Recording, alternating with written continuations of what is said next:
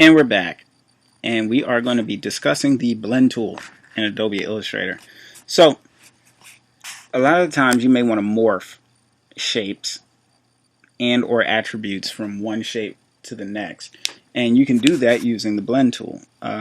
This typically works on solid shapes and or strokes, but not anything that has like a mesh. You can't do it on those. So first we're going to show you how to do it with the blend tool itself, and that's the letter W on your keyboard. And you'll notice it is the icon that looks like there's a square, a rounded rectangle, and a circle. Essentially it's a morph from one to the other.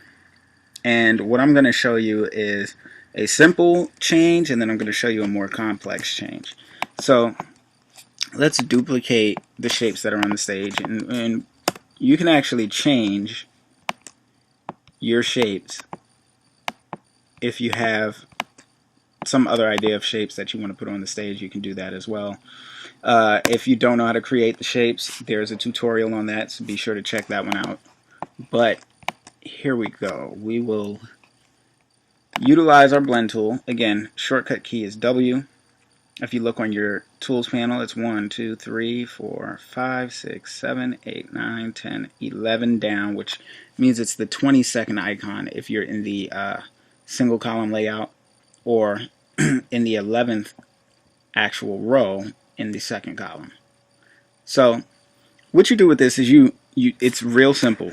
You click on your first item, and as you hover over your next item, you'll notice that it changes from a little X symbol from your tool to a plus symbol. And when you click your next object, you'll notice that it changes both shape and the actual color of the object.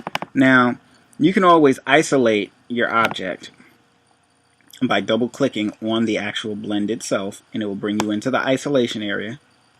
And you can minimize or change the size of the shape that it was morphing into. You can change the distance, size, etc. But right now this is just a smooth blend. Okay? Now, when you want to alter some of your options, you can double click on the blend tool, and it has various options: smooth color, specify steps, and specify distance. So I'm going to highlight this. I'm going to double click on this blend tool icon, and we're going to go to smooth color and click preview. Right now nothing changes because that's what's already preset. If we go to specified steps, right now it's showing 254 steps. We can add more steps or we can take them away, and if we take them away, you'll notice our shape starts to change. And it's not that it's necessarily changing per se, but you can see how it individualizes the steps and changes the color accordingly. Like, it takes increments by 3 and placing it in between. It knows that there are 3 specific steps we want in between our two objects. So then it takes a total of 5, because we have our object at the beginning and our object at the end, plus the 3 steps in between, and then it divides the color difference as well as the shape difference amongst those steps, and that's how we get it. The next option is distance. With distance, we can change how far they spread out between one another, and not necessarily how many steps. So it may still be 6 steps or so within a certain amount of time or space, but we get to specify the amount of distance that we want between the objects themselves. Now we can, if we have our orientation selected, we can change it from aligning to the page and aligning to the path. Aligning to the path just makes sure that everything, instead of, if this is the, let me click out of this for a second. If this is the direction of our page,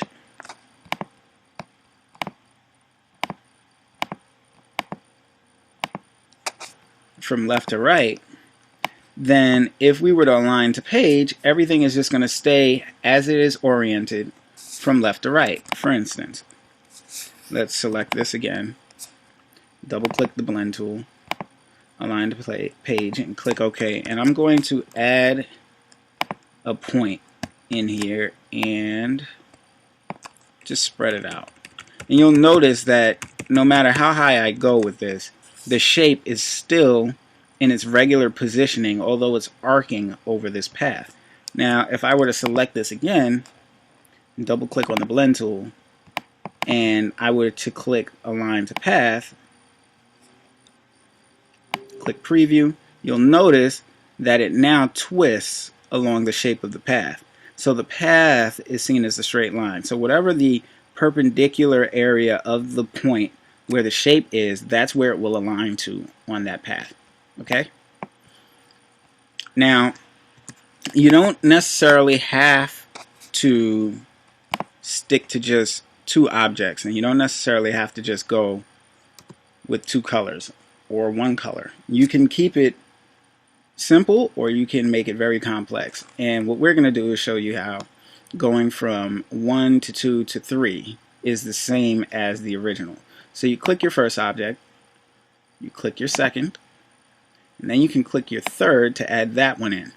And now you have a 3-object blend, which, just like before, double click your blend tool, bring your blend options up, and you can specify steps, and you can change those, and you'll see that as you specify less steps, you get to see more of the transition as solid shapes in between.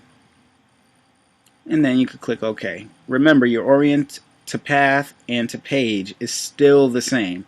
You can change that if you want. All you have to do is change the line that you have that's showing where these points are connected.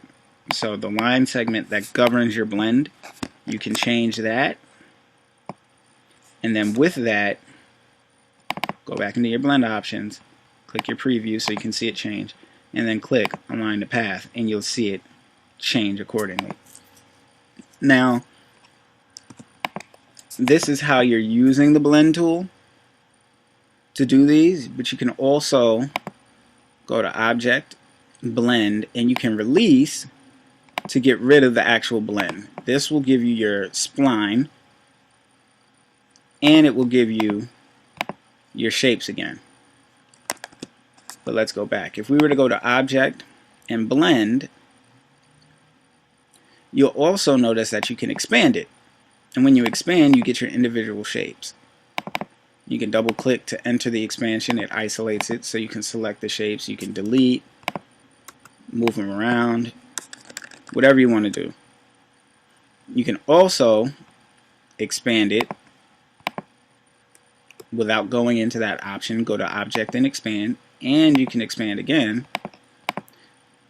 And then you can take them out of this group by Control-Shift-G or Command-Shift-G, and now you can move them independent of one another without having to isolate the actual group itself. One last major functionality of the blend tool is if you look in your object menu and you go down to blend, you'll notice there's a replace spine, reverse spine, and reverse front to back.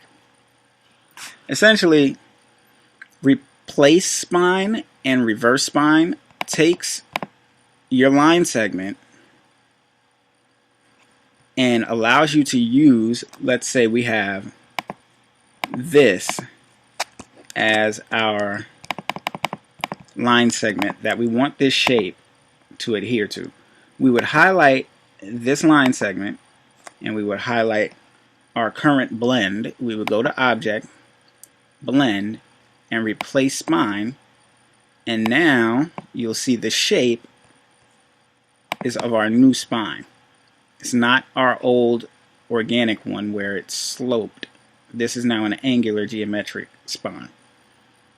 You also can go to blend and you can reverse the spine, and now you'll see it switches the way the colors form from whichever one was your starting point to your end point. And the same thing goes from reverse front to back. It just puts your back shape into the front and your front into the back from where it was before. So it's relatively simple. Just, fool around with the options, get used to the tool, and you can use it for a ton of stuff. Make sure that if you're not familiar with the shape tools, you go back and you look at those tutorials and then come back and check this out, and then you'll be able to follow along a little bit better. So stay tuned for some of the new stuff, and I will see you in the next tutorial.